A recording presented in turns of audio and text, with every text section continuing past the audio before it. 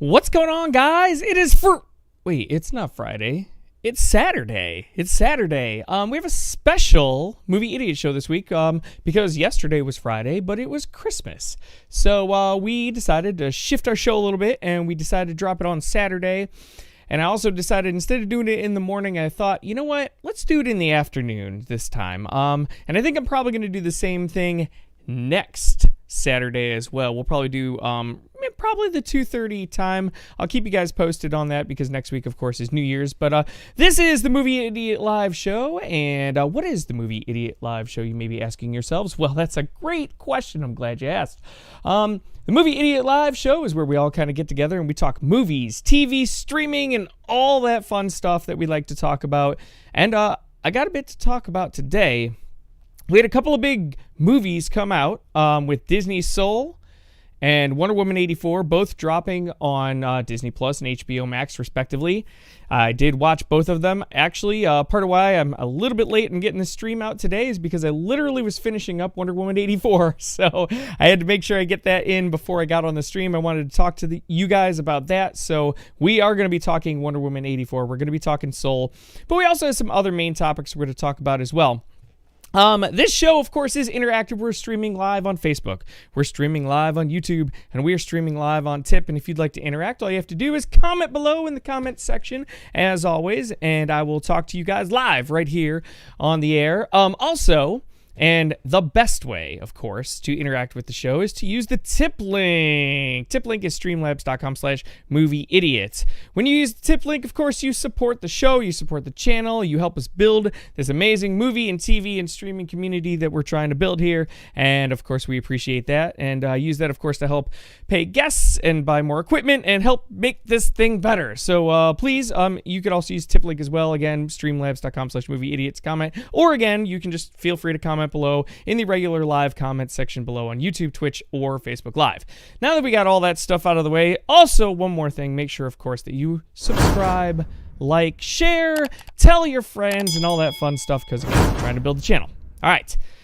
All the business stuff out of the way, we're going to get to our main topics of the week. So, obviously, it was Christmas week, so not a whole lot of crazy stuff going on as far as movie news and streaming news and TV news, but we did get a couple of things, and one of them is this guy right here. Cobra Kai Season 3. Cobra Kai Season 3 made an announcement in a very awesome, by the way, YouTube video. If you guys didn't catch it, check that out. It's pretty funny. But Cobra Kai's announcement was simple. It was supposed to drop on January 6th. And Cobra Kai has decided to drop early. They are going to be dropping on January 1st. Yes, New Year's Day, ladies and gentlemen. We're going to get Cobra Kai Season 3. And if you guys are like me, you're excited for this. Cobra Kai Season 2 ended on a very big-time cliffhanger, if you are watching. And so, obviously, we're all sitting here going, okay, what's going to happen? So, I'm excited for that. I'm excited to see what happens with Johnny and LaRusso and if they team up and where's that's going to go. And obviously, there's a whole lot going on with Cobra Kai. It looks cool. The second season was amazing. The first season took a little bit to get some traction, but it was pretty awesome. But Cobra Kai Season 3 dropping on January 1st. It's kind of some big news. So what do you guys think? Again, comment below in the comments below your guys' thoughts. I'm excited. I'm ready to roll. I want to see where this goes from here. But what do you guys think? Again, hit me up in the comments below with your thoughts on that. And we're going to move on right to the next main topic of the day. And my next main topic is the movie Soul. Now, Soul dropped on Disney Plus again on Christmas. I was looking forward to this. So this is another Pixar movie. It's done by the same creators that did Inside Out. I was very curious about this movie because the premise looked very interesting. The movie Inside Out obviously was more of an introspective look into like the mind and how the mind works and emotions and things like that. Soul looked very much like an introspective look on a soul, right? And what happens after you die and whatnot. And so I definitely gave this a look today. I did a double feature today, by the way, Soul and Wonder Woman. So, but I took a look at this movie today, and I got to tell you, I liked it. I'm not going to say it's great. So as Pixar movies go, this is kind of middle of the road for me anyway. But it was good. What I will say about Soul the positive. I'll start with that. Soul was visually stunning. Visually just beautiful. This is by far the best visual looking movie that Disney and Pixar have ever put out. Unbelievable. And again, you can definitely tell they have upped their game in the computer animation. It looks awesome. So Soul, visually stunning. Also, again, a very good, as always with Pixar, a very good character-driven story. They do a good job of building characters. They do a good job of getting you emotionally invested in the movie. They really do a good job, again, with their overall storytelling and tying off everything in the end. So those are the positives. Gabby just chimed in, says, agreed, every scene was unreal with animation. Yeah, the animation was super awesome, Gabby. I agree. So some of the negatives. There's not a lot, really. Not a whole lot of negatives. I do think as far as Pixar movies go, this one wasn't as funny, if that makes sense. Like, a lot of Pixar movies have a lot of good jokes in them and whatnot. This didn't really delve too much into the humor. A little bit, but not much. If you love music, you'll love this. So I definitely dug it a little bit more because I love music. If you were in band, you're going to love a lot of the band scenes and whatnot. That's pretty cool.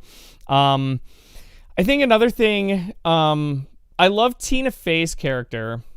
She plays a little soul called 22, soul number 22, and I thought she was really good in it. The main guy I just thought was okay. I think that was Jamie Foxx who played the main character in it. I thought he was okay. It wasn't great. It wasn't terrible. It was okay. But all in all, again, with Pixar, this is kind of middle of the road Pixar, but if I'm rating it, I rate it a thumbs up. It's a good watch. It's a fun family watch. Definitely check it out with your family. I think it's good. And again, visually, amazingly stunning. I couldn't even begin to tell you how stunningly beautiful this movie is. And it does a good job, again, of character building. Tying it off at the end is really good. Just a good overall story. Nothing exceptional. Exceptional is not Up. This is not Toy Story. But, it's not on the lower end either. It's not Cars 2, so I'd say about middle of the road for Pixar. So that's where I'm at on Soul, but it's not about what I think. It's about what you guys think. Let me know in the comments below your guys' thoughts on the movie Soul, and I'm going to move on to the next main topic of the day. And our next main topic of today, and I got to tell you guys, I'm going to get into this one because I literally just finished this movie, and this is Wonder Woman 84. So I just finished Wonder Woman 84. This is obviously the second movie in the Wonder Woman franchise. It's the fourth time Wonder Woman has appeared in live action in the DCEU.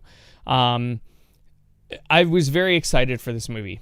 I really wanted to see it. I saw the first trailer. The first trailer didn't excite me too much, but okay, whatever, right? I am not a huge Kristen Wiig fan, especially in a villainous role, but I'm going to give it a shot, So I start this movie. I got to be straight honest. As Gabby, I'm going to say exactly what you're saying. She says not great. WW84 wasn't impressed. I got to go farther than that. I'm actually going to delve in farther. I thought Wonder Woman 84 was straight trash. This movie was horrible. It was campy. It was Batman and Robin kind of campy, stupid humor. It wasn't funny at all.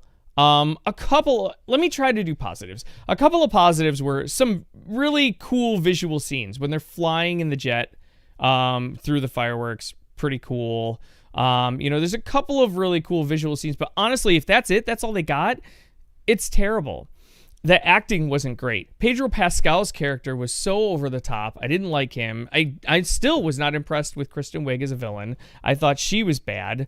And what pissed me off the most about this movie, I gotta say, is just how hard they tried to explain things. Like straight retconning stuff that just doesn't even need to be retconned or doesn't even need to be included. And I have two major gripes. One, the invisible jet. They came up with this, I don't even know how much I want to say. They came up with a way to explain the invisible jet that they shouldn't have even bothered with. It was horrible. It was a straight up retcon. I hated it. And then the second thing, and again, I'm trying not to spoil anything. Um, it just, man, yeah, I don't even know if I should say it. Never mind. I'm not going to say it. But, and it's other things. Like, there's a scene where Kristen Wiig is standing there talking to Gal Gadot, and she's got a briefcase that she had quick shoved some papers in and closed it, so the papers were sticking out. Well, you see her, the papers are sticking out. They go away to Gal Gadot's character. They go back to Kristen Wiig's character, and the papers are not sticking out anymore. Goes back to Gal Gadot's character. Goes back to Kristen Wiig's character. The papers are sticking out again. And it's lots of things like, dude, come on, this is a major blockbuster movie. You shouldn't have those kind of mistakes. And Patty Jenkins, I'm shocked that she had those kind of mistakes. I'm shocked at how terrible that was. They went over the top. I want to be careful how I say this. Mandalorian just had a great scene with 4 very empowered women doing great heroic stuff, but didn't force it as, we are 4 very empowered women doing great heroic stuff. It just fit the narrative of the story. Wonder Woman 84 did what Wonder Woman, the original one, did not do. The original Wonder Woman didn't really force that issue. Yes, Wonder Woman is very powerful, and she's a great heroine, and should be looked up to, and should be admired. This was just over the top, going on how bad men are and how shitty men are, and this is what men do to women all the time. And maybe it was just what men did to women in the 80s is what they were trying to say. I don't know, but it was so overboard on that. And they don't have to do, just tell a story. You can show that once. I get it. Cool. Yes, there was okay, somebody gets harassed and she overcomes it. Cool. Awesome. But it was multiple times. And it doesn't fit the narrative of the story. What does this have to do with Wonder Woman and her strife as a superhero? I don't get it. And it's distracting from the movie. I like superhero movies. I like to watch superhero movies. And look, again, it's not that they shouldn't have any of those scenes. Cool, I get it. You want to show a scene that shows women empowerment overcoming, pig-headed men. That's awesome. You don't have to have 4. You could have 1. It was so much. It was so distracting by the 4th time that it took me out of the movie. And again, I'm not one of those guys like, well, forget women. No, I'm not saying that. I love powerful women in movies. I love great women superheroes. I love that.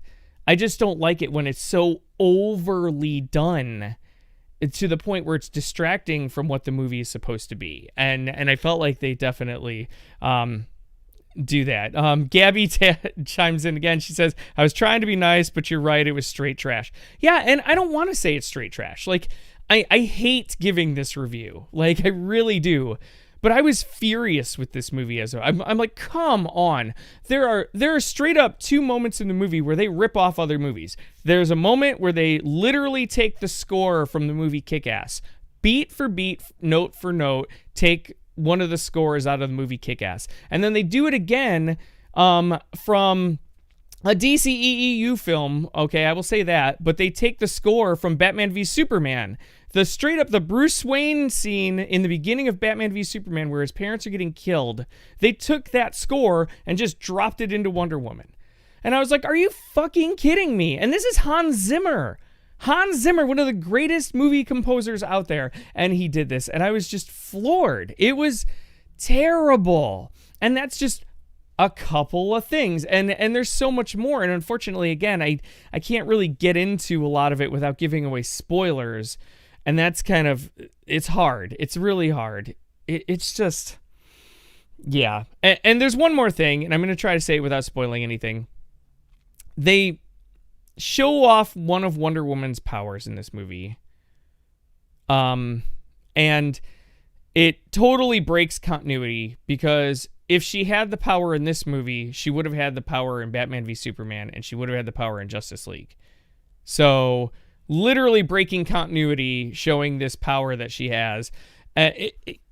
So many issues. I have so many problems with this movie. It was just bad. And again, I hate to give this review. I really, really do. But I got to say, for me, Wonder Woman 84 is a straight thumbs down. It's a straight thumbs down.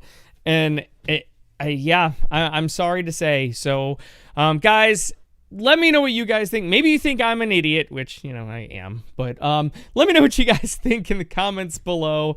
Your guys' thoughts. Have you seen Wonder Woman 84? Have you not? I want to hear from you. Also, I wanted to bring this up to you really quick. I'm going to show you guys. So, there's a couple of things I wanted to add to that. So the Rotten Tomato let me try this again. Rotten Tomato meter and audience score. So the tomato meter critic rating right now is at 67%. That's basically a D+. And the audience score is at 74 cents. So pretty much a straight C on the verified audience score.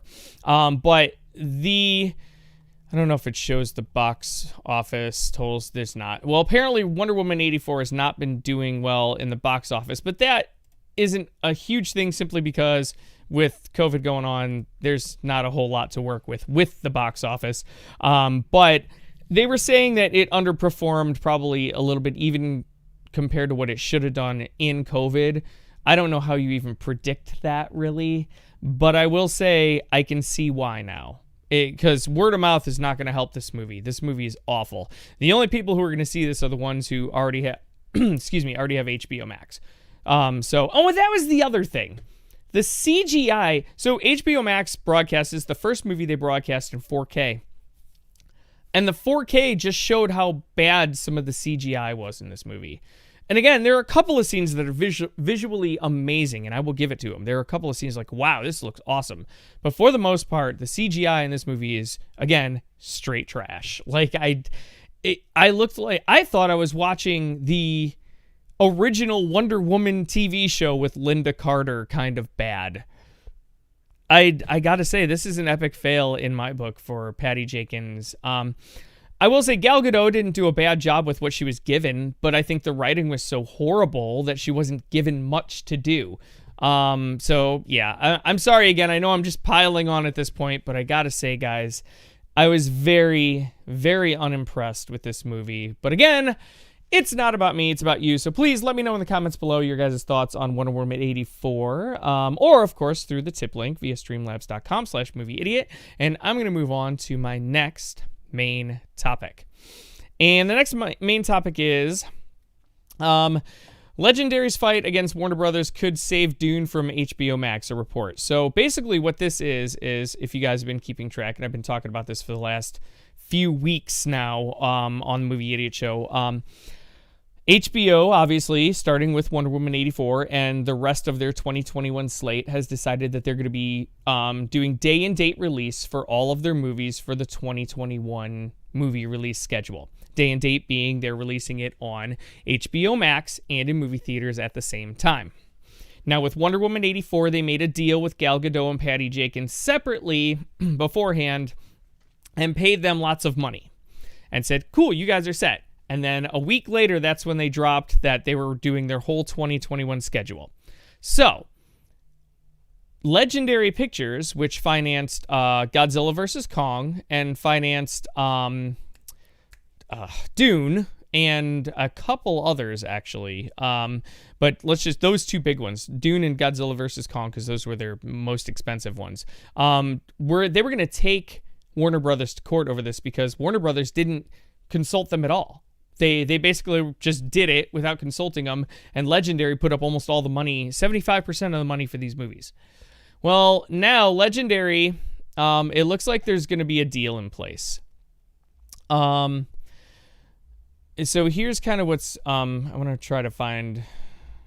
So it looks like Dune is going to release in theaters, according to this deal that's rumored. And then also, Godzilla vs. Kong is going to do day and date, but Legendary is going to get a $250 million payout for that. So Dune is going straight to theaters without the HBO Max thing. This is not official, but it's basically coming according to Deadline and IndieWire. And then Godzilla vs. Kong is going to do the day and date, but Legendary is going to get a $250 million payout. It's crazy. And here's the thing with all of this.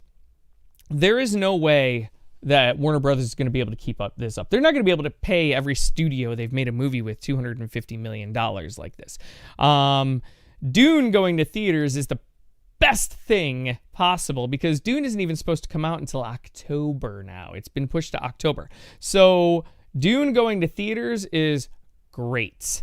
And hopefully more movies will follow suit, and that's what the rumors are they're going to happen, including movies like King Richard, where Will Smith's company, Overbrook, has a huge contract with Warner Brothers for a theatrical release, including the Williams sisters, who that movie is about, well, their dad.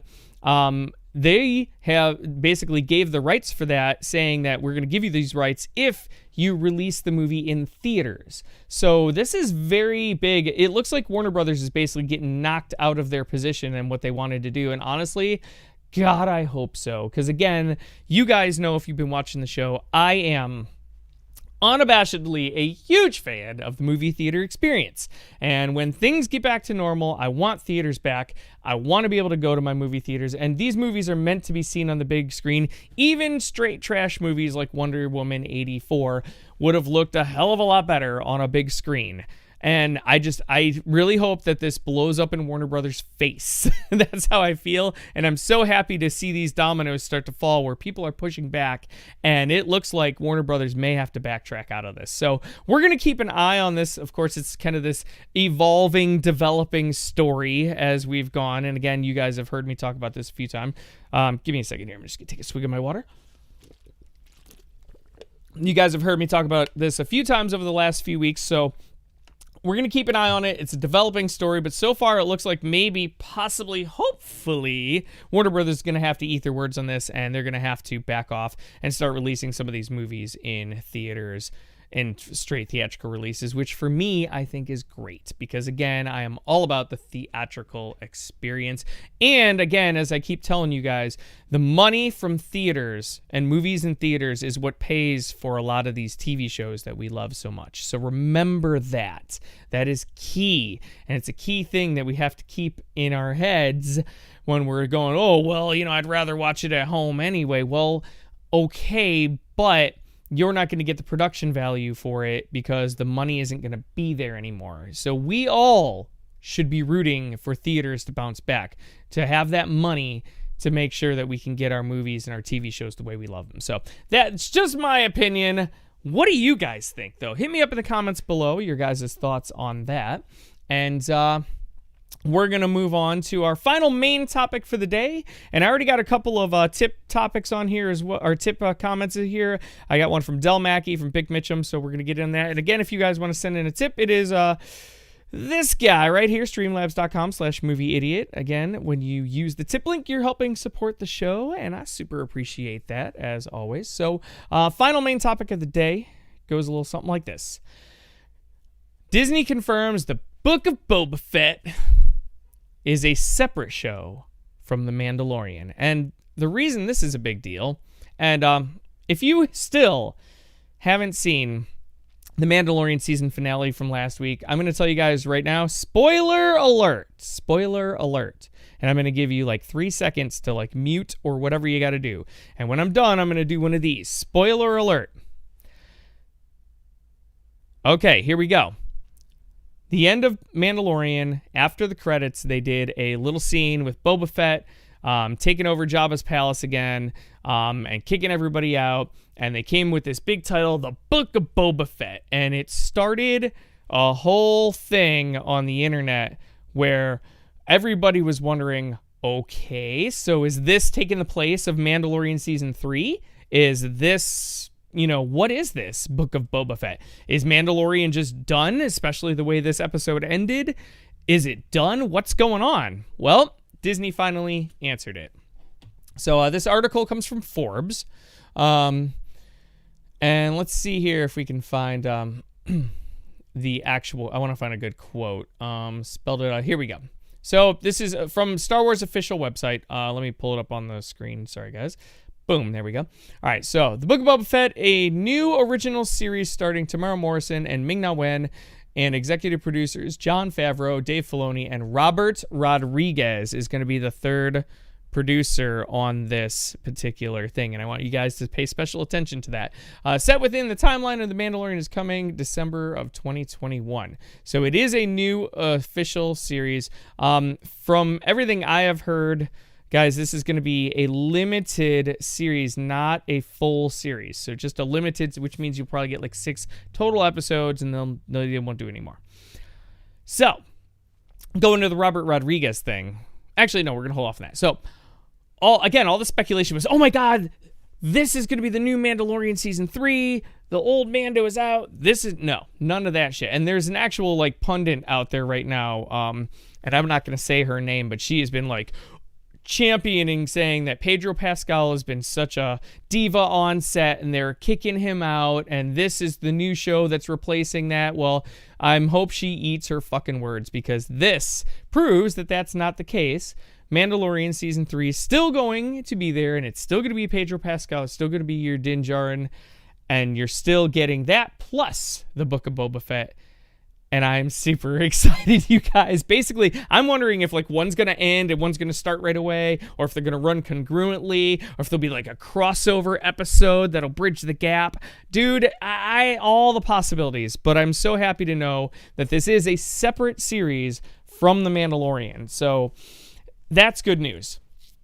The thing that isn't so much good news for me is this. The weakest episode, in my opinion, of Mandalorian Season 2 is the episode with Boba Fett that was directed by Robert Rodriguez. Granted, some cool scenes where Boba Fett's just wrecking shop on some stormtroopers, but all in all, that episode was very weak. I called it the Spy Kids feel, because Robert Rodriguez directed Spy Kids. Now, he's directed other movies that I really love, like Predators, for instance, which is a cool take on Predator, where it's like a game hunting reserve and predators are literally hunting people on this.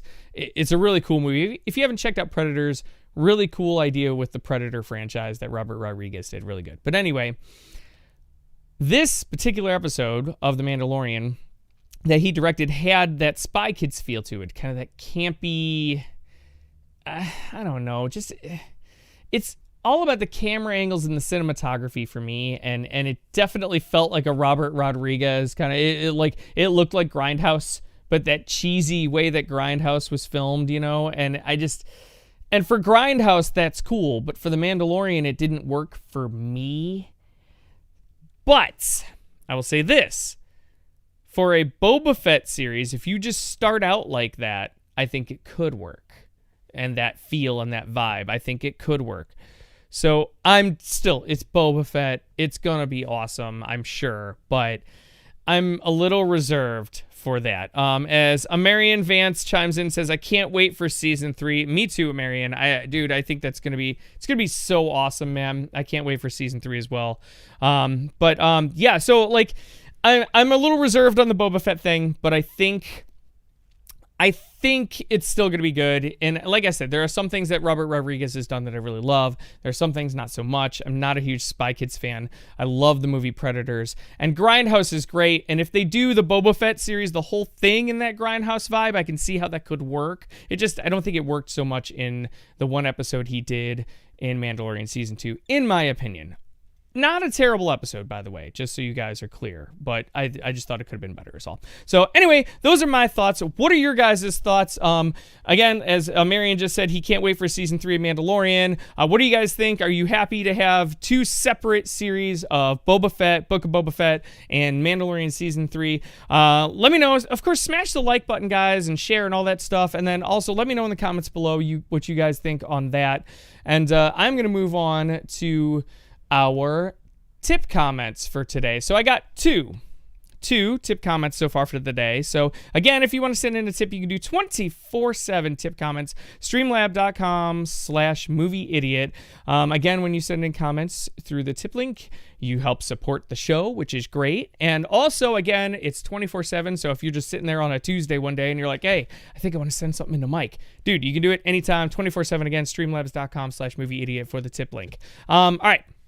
So the 2 tip comments I have, the first one comes from Bick Mitchum, and he's one of our regular tippers. Bick Mitchum says, I've been signed on to my HBO Max for a while now on my phone, but they just recently added the app to Roku. Finally, by the way, they added HBO Max to Roku. But still, awesome, right? totally cool. They just added HBO, added the app to Roku. So I tried to sign in with my normal email and password, and it kept giving me an error. HBO really needs to get it together. So, Bick, you are not alone, Bick Mitchum. I also had this problem. So, my phone app worked fine. Great. I could sign in, no problem. Go to sign in for Roku, put in my password. Nope. Password not recognized. Password not recognized. I literally had to go in and change my password. And of course, I had signed up for HBO Max through Hulu initially because I thought I'd be able to get to it through Hulu, but that's like a kind of a smaller version that's through Hulu, so it doesn't have like the whole thing. So I've been casting from my phone to my Chromecasts on my TVs to get HBO Max to work. So I'm so excited that Roku has it finally. So I get in there and I sign up, and I had the same problem that Big Mitchum was having. It wouldn't take my password. I literally had to change all my passwords on my, so which means because I have the whole package too with Hulu and Disney Plus and all that stuff. So I had to change all the passwords, all of them, to get this to work. What is wrong with HBO? What is wrong with Warner Brothers? How can they not get this to work? It's so frustrating. Oh my God. So Bick, I hear you, dude, because I had the same exact problem. And man, HBO Max, once you get into it, it's an awesome service. I give them all the merits and credits for that. Once you get in there, it's awesome. But man, such a pain in the ass to get into. Really sucks. They have got to do better. They've got to do better.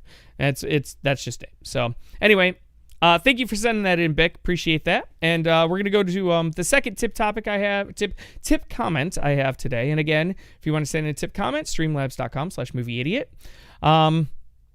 Del Mackey, who is my top tipper, my guy, Mr. Del Mackey. He is always there. Thank you, man.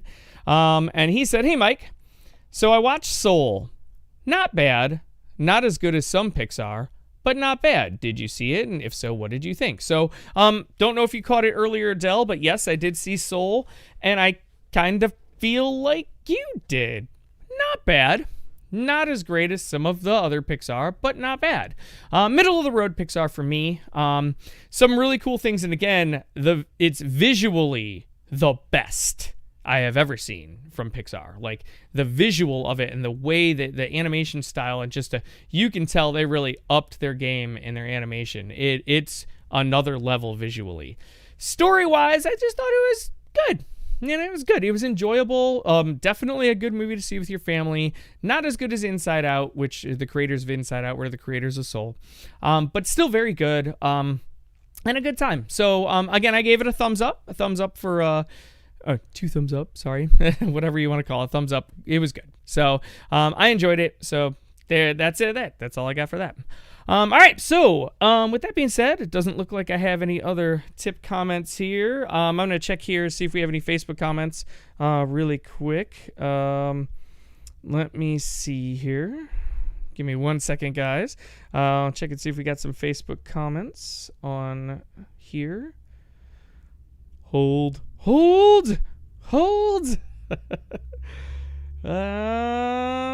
Doesn't look like it. All right, we're good. All right, guys. Well, that's going to do it for this week's Movie Idiot Live show. I want to thank everybody who chimed in. Marion on YouTube, Gabby on Facebook, and then, of course, our tip comments from Bick Mitchum, Del Mackey. Thank you guys all for tuning in, all for commenting and supporting the show. Again, make sure you smash the like button on this. Also, make sure you, of course, subscribe, like, share, all that fun stuff. Again, we're trying to build the channel. Please help me out with that. Appreciate that. We want to try and get as many people in here as possible to join the discussion. So again, next week is New Year's Eve. So no Friday show for New Year's Day. We're gonna do it on Saturday, most likely, and I'll post a thing up there in the comments thing on YouTube and also on the Facebook page. But most likely probably around 2:30, same time as we did today. So it seems like a good time to do it, and yeah. So that's what we're probably gonna do. I'll keep you guys posted on that. Make sure you check in with that. Hope you all have an amazing week. I hope you all have an amazing New Year's. Stay safe out there, everybody. And until next week, I will catch you all later. Peace. Bye-bye. Bye-bye.